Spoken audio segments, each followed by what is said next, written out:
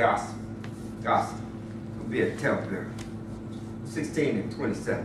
What do you say?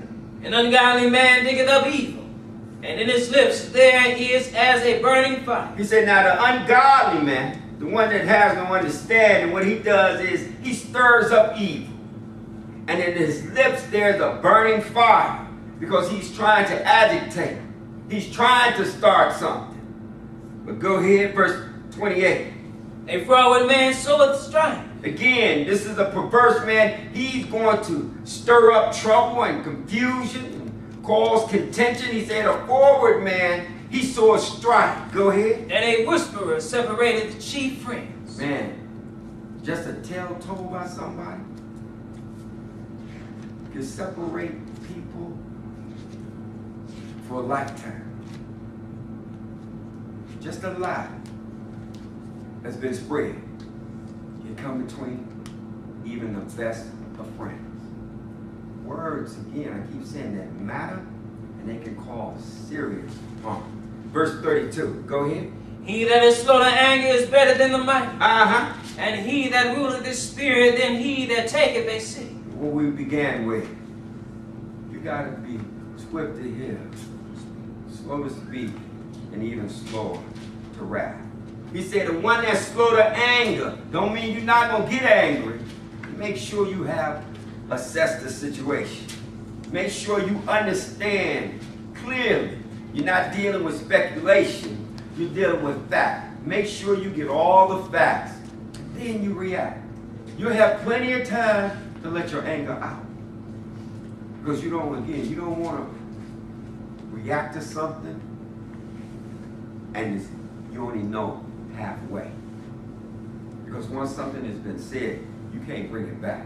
He said that he that is slow to anger is better than the mighty, and he that ruleth his spirit than he that taketh a city. Turn over to Psalms 50, and this is it.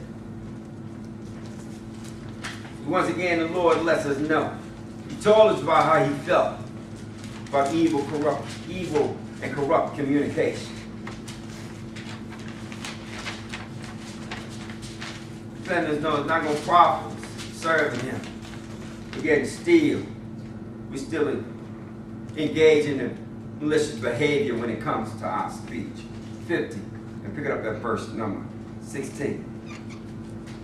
50 and 16. What does he say? But unto the wicked God saith, What hast thou to do to declare my statutes? And now the wicked that he's talking about, he's not talking about the drug dealers, the ills of society. He's talking about those that are professing to know him. He said, but unto the wicked the Lord said, what hast thou to do to declare my law? So that what? Or that thou shouldest take my covenant in thy mouth. In other words, he said, don't be a hypocrite, claiming to believe one thing and yet you're doing another. He said, unto the wicked the Lord said, what hast thou to do to declare my statutes, or that thou shouldest take my covenant in thy mouth? Go ahead. Saying thou hatest instruction. In other words, you're not going to obey. You're not going to lend yourself or hear the truth. Go ahead. And castest my words behind thee. Go ahead. When thou sawest a thief. What did they do? And thou consideredst with him. Was in agreement with them. Go ahead. And hast been partaken with adulterers. Go ahead. Thou givest thy mouth to evil. And thy tongue frameth deceit. The Lord said, look, this is how you showing that you really don't know me. How you show that you hate instruction. He said, when you saw a thief, then you was in agreement with him. And you've been partakers with the idolaters. And then you give your mouth to evil, and your tongue is framing deceit. You're using your words not for the edifying of others, but to cause them harm. Go ahead. Thou sittest and speakest against thy brother. Doing what? Thou slanderest thine own mother's son. You're slandering. You're speaking against your own brother. Go ahead. These things hast thou done, and I kept silent. Go ahead. The Lord is patient and long-suffering. He said, in these things you've done, he said, and I've kept silent. But what? Thou thoughtest that I was altogether such an one as thyself. Because you thought because of God's silence that he was in agreement with it. He said, these things you've done, and I kept silence, and you thought that I was altogether such as one as thyself. Go ahead. I will reprove. He said, but I'm going to rebuke you and do what? And set them in order before thine eyes. He said, and then they're going to know they're wrong. Well, go ahead. Now consider this. What? Ye that forget God, Uh-huh. lest I tear you in pieces, and there be none to deliver. Go ahead.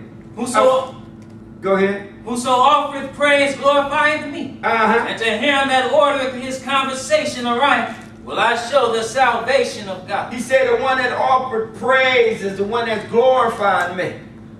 He said, and to him that ordered his conversation aright, his behavior and his speech, he said, that's the one that I'm going to show the salvation of God. And that is the importance of controlling the tongue. I want to thank you for your time.